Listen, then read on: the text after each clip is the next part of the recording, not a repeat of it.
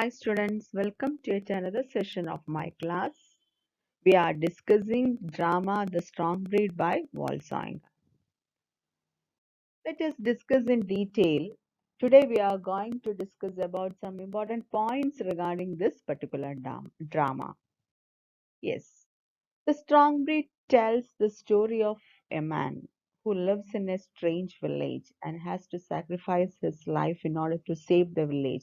From the plot itself, we can understand that this drama is about a character named Yaman, and this Yaman lives in a strange village and has to sacrifice his life in order to save the village.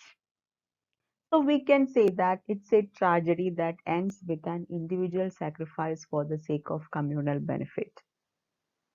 So in short, we can say that this particular drama is a tragedy. Tragedy in the sense that the main protagonist, that is the main character, a man, he ends with he sacrificed his life for the well-being of the whole community. It's a tragedy that ends with an individual sacrifice. Here, a man sacrificed his life for the well being of the whole community for the sake of communal benefit. In this drama, a man is portrayed both as a Jesus Christ and teacher. And next point is this character, a man is portrayed as a Jesus Christ in this drama. That means Soinga gave a Christ figure to this particular character and considered this a man as a teacher also. This we all know that this Soinga was brought up in Christian community, and he was highly influenced by the teachings and ideas of Christianity, and he was highly influenced by Bible. So he portrayed, yes, he depicted those ideas in this particular drama. He gave that Christ figure to a man in the sense here a man is sacrificed his life for the well-being of the whole community and moreover considered as a teacher. He teaches his villagers. So it is because he is considered as a healer. He tried to heal the wounds he tried to purify his community. That's why he got that Christ figure here. It is because he is considered as a healer and sacrifices his life to an insensitive village. Then the development of plot and theme is very much closely related to Yoruba culture. I already told you in the introductory part. This particular drama is closely associated with one ritual, that is Yoruba culture. It's a culture that was existed in among African tribal people. So the development of plot and theme is very much closely related to Yoruba culture.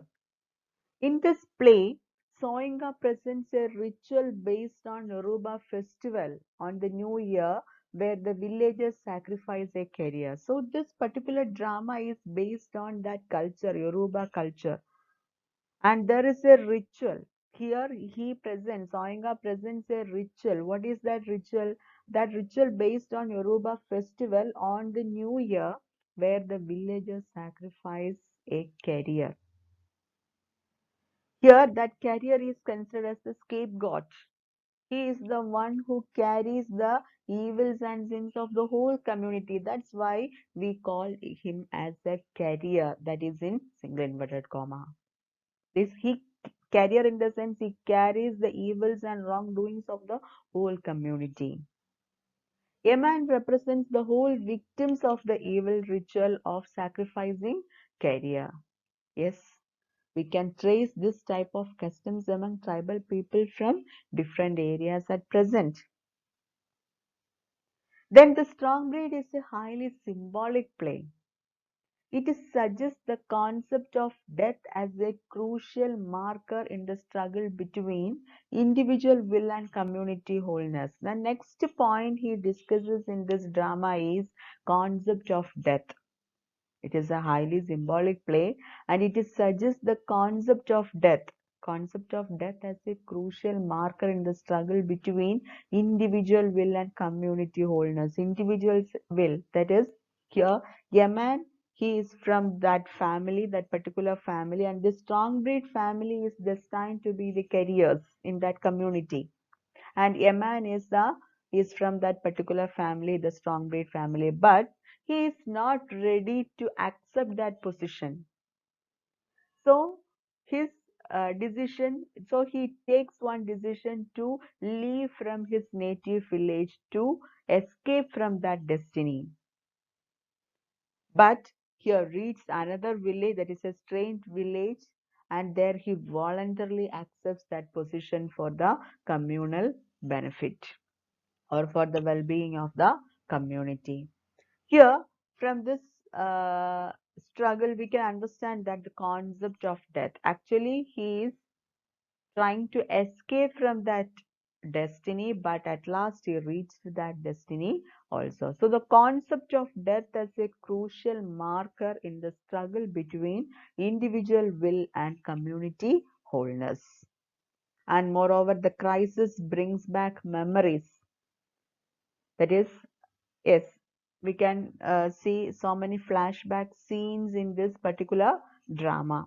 While checking the ancestry of a man, we can understand that his was also a career and sacrificed his life.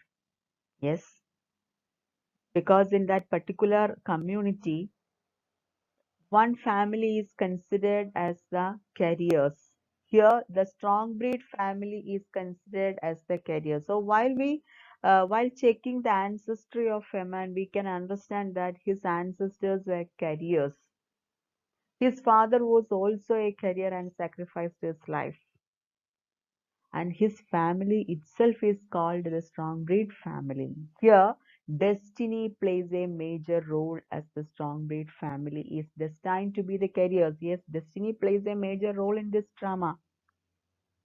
It is a predestined fate because the strong breed family is destined to be the carriers. And here, a man is trying to escape from that destiny. At last, he reached the same position. So Yemen has fled the family tradition of symbolic sacrifice. Then this drama is about rituals and superstitious beliefs prevailing in the African society. Yes, I already told you this drama is closely associated with the Yoruba culture.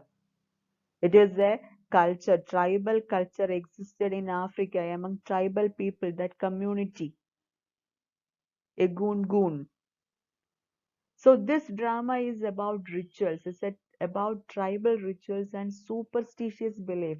Uh, to some extent, we can say that it is a part of superstitious belief.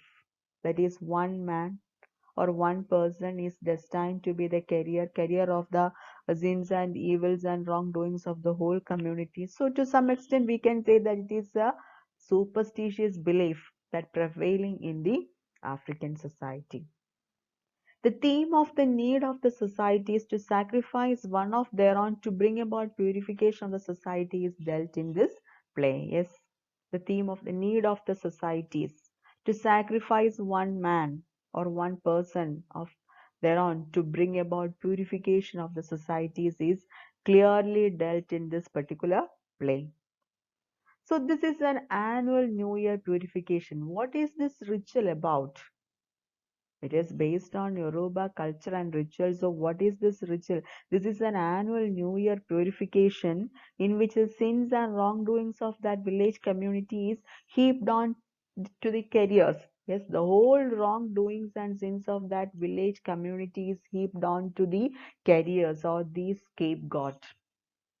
And in the new village, strangers may become the carriers. So carriers and strangers, so that they can purify their village community and have rejuvenation. All means that means they welcome a new year by leaving all the wrongdoings or the sins to the carriers or the strangers.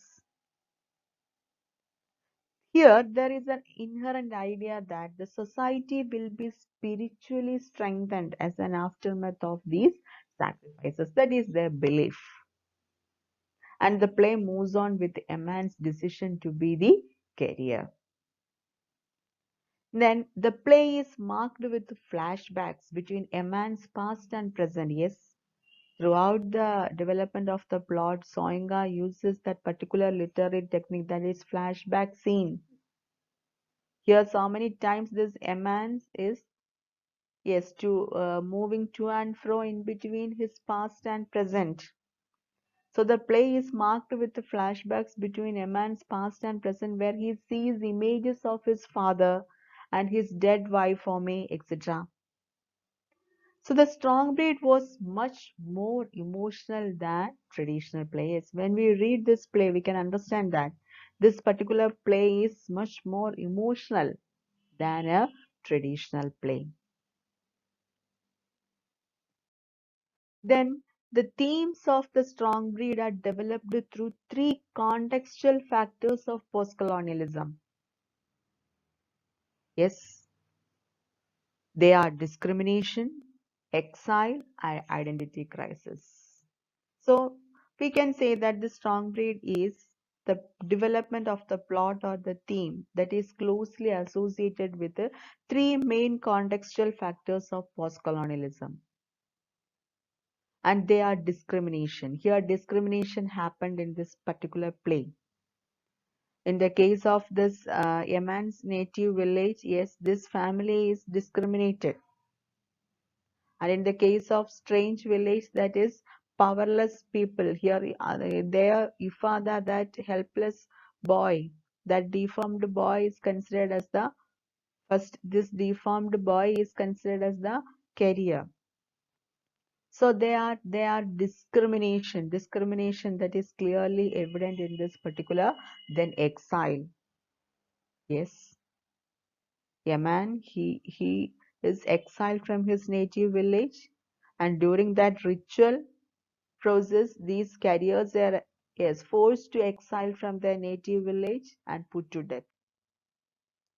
And then identity crisis. So all these are closely associated with the post-colonial characteristics or post-colonial literature. And we can identify all these characteristics in this particular play. That's why the themes of the strong breed are developed through three contextual factors of postcolonialism. They are discrimination, exile, and identity crisis. Then, moreover, all of the themes mentioned are related to the struggle colonized communities experience.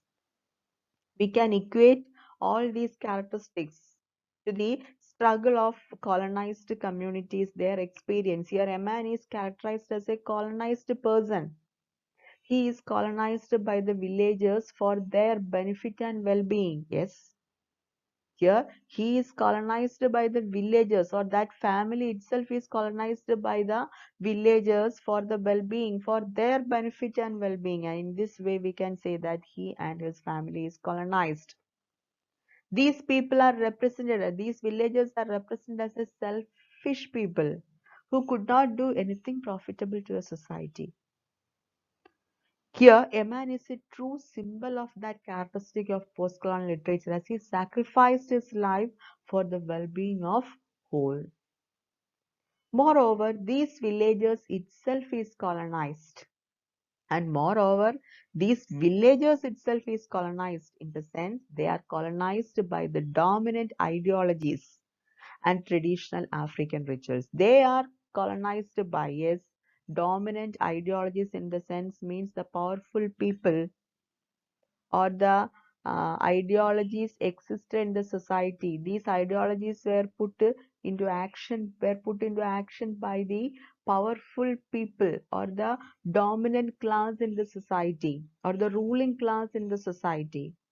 So these poor villagers, these tribal people, they were colonized by the dominant ideologies, and these dominant ideologies were put to action by the ruling class or the aristocratic or the high class or the powerful people existed in the society.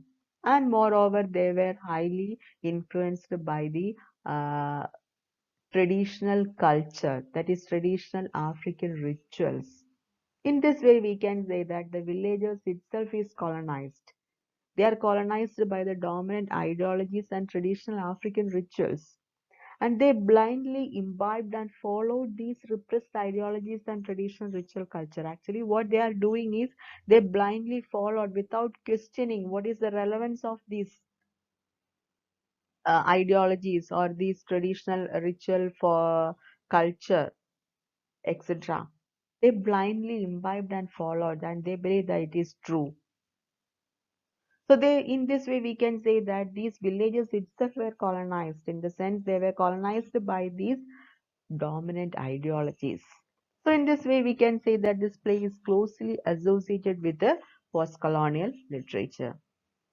So here in this session, we discuss some important points regarding this particular drama, that is destiny, then post-colonial characteristics, then Yoruba culture, then concept of death, then Yaman as a Christ figure and moreover a teacher, then yes, colonization. That is how this Yaman and his family is colonized in this particular drama.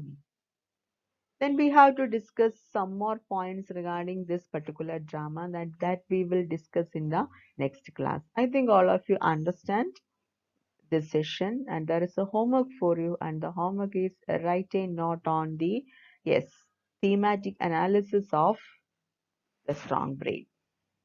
Thank you. Have a nice day. See you again.